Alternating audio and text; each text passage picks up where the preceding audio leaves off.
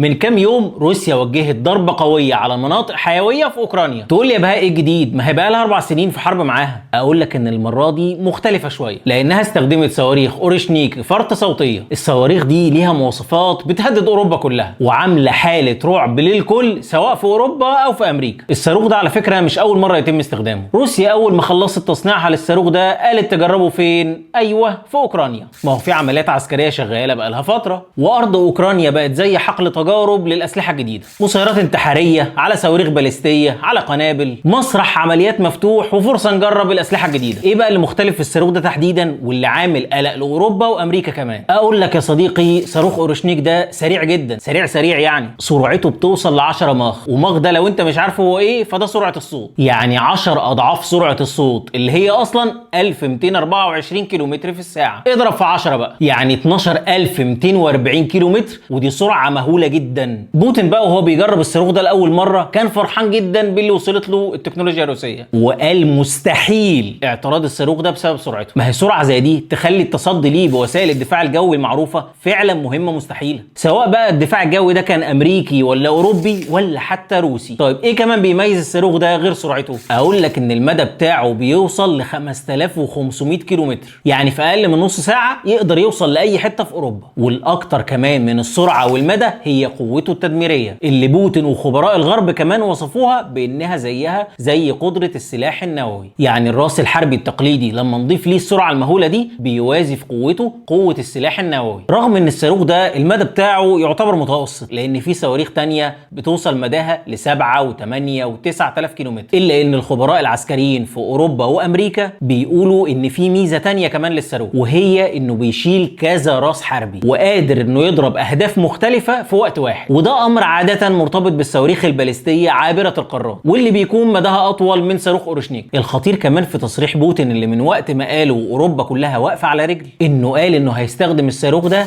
ضد اي دوله حليفه لاوكرانيا، وكمان اي دوله تستخدم صواريخها لمهاجمه روسيا. يعني اي دوله تدعم اوكرانيا بالسلاح قصادنا فهي تحت تهديد صاروخ اورشنيك. ردود فعل اوروبا ايه بقى على الصاروخ ده؟ رئيس فرنسا ايمانويل ماكرون قال ان بلاده وشركائها الاوروبيين لازم يسرعوا وتيره تصنيع الاسلحه بعيده المدى، وقال انهم في حاجه ضروريه وربما وجوديه لامتلاك قوه وقدره عسكريه زي اللي بيوفرها صاروخ اورشنيك الروسي. لمعلوماتك بس في النقطه صفر هنا، مفيش ولا دوله في اوروبا عندها صواريخ باليستيه، حتى بريطانيا المملكه المتحده اصلا بتعتمد في ترسانتها الصاروخيه على صواريخ ترايدنت، واللي تم تطويرها وانتاجها في امريكا. مفيش غير فرنسا بس اللي عندها تجربه تطوير صاروخ M51 الباليستي العابر للقارات، واللي بيتم اطلاقه من الغواصات. وده ممكن انه يكون بدايه تطوير صاروخ يتم اطلاقه من الارض كنسخه متوسطه المدى. في مفاجاه كمان هقولها لك، التجارب اللي روسيا اعلنت عنها عن الصاروخ ده، خلي بالك من كلمه اعلنت دي، انها تجارب اطلاق واختبار غير نوويه. يعني وارد جدا يكون في نسخه ثانيه من صاروخ اورشنيك ده تكون نسخه نوويه. من الاخر روسيا عندها القدره على ناس في اوروبا في اي وقت تعوزه. اورشنيك مش مجرد سلاح جديد في الحرب الروسيه الاوكرانيه، دي رساله واضحه ومباشره من روسيا لاوروبا كلها، وان الضربه الاخيره بتثبت ان موسكو قادره توصل لاي منطقه فيك يا اوروبا في اقل من نص ساعه، وبقوه تدميريه كبيره بتوصل في تاثيرها للسلاح النووي.